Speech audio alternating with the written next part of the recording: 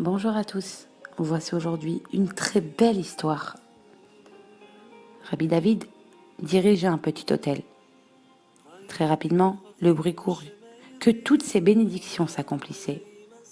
Un grand rave, ayant entendu cela, voulait connaître le secret de Rabbi David. Il se rendit à l'hôtel et lui posa directement la question. Rabbi David n'osait pas refuser. Il commença à raconter son histoire. J'avais ouvert une petite gargote où les gens pourraient consommer des boissons alcoolisées. Baruch Hashem, je réussis bien et j'avais une excellente parnassa. Seulement, le Yetzer Hara commença à m'attaquer et me rendit très avare, si bien qu'à chaque fois que quelqu'un me demandait de l'argent, je refusais. Un jour, il y avait une tempête de neige. Un pauvre complètement congelé voulait entrer, mais qui n'avait pas de quoi payer. Je refusais catégoriquement, mais je restais de glace et lui claquais la porte au nez.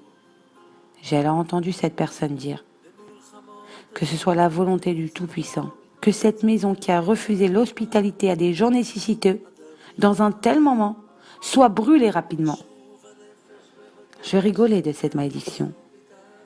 Seulement, après une semaine, l'hôtel brûla entièrement.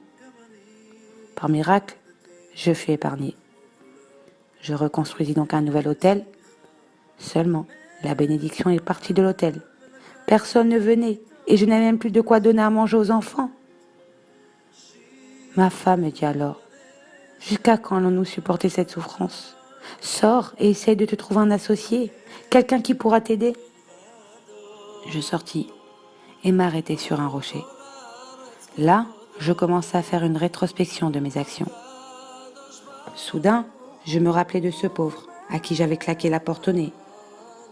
Je frissonnai et je sortis de mon sac mon talit et mes tefilines. Je me suis enveloppé de mon talit et je fis une prière avec une kavana, une concentration extrême. Une prière que je n'ai jamais ressentie, pas même le jour de Yom Kippour. Puis je m'étais adressé à Dieu en ces termes. Maître du monde, je sais que j'ai fauté toute ma vie, mais j'ai été puni. Maintenant, je regrette tout ce que j'ai fait et je désire faire une teshuva complète et sincère.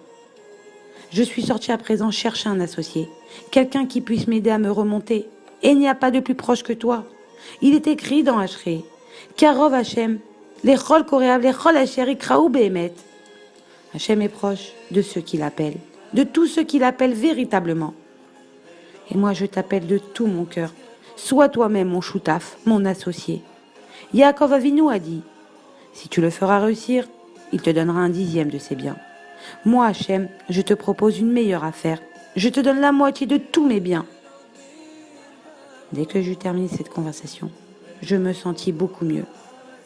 Sur la route, je rencontrai un certain Nathan, qui avait avec lui plusieurs tonneaux de vin.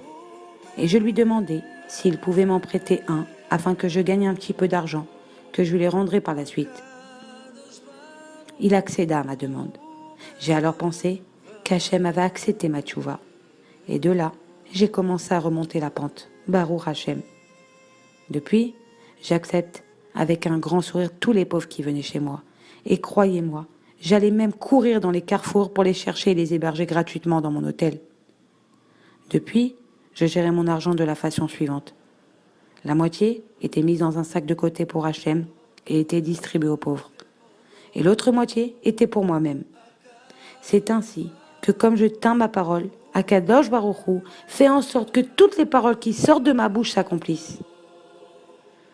Voilà la force de la Teshuvah.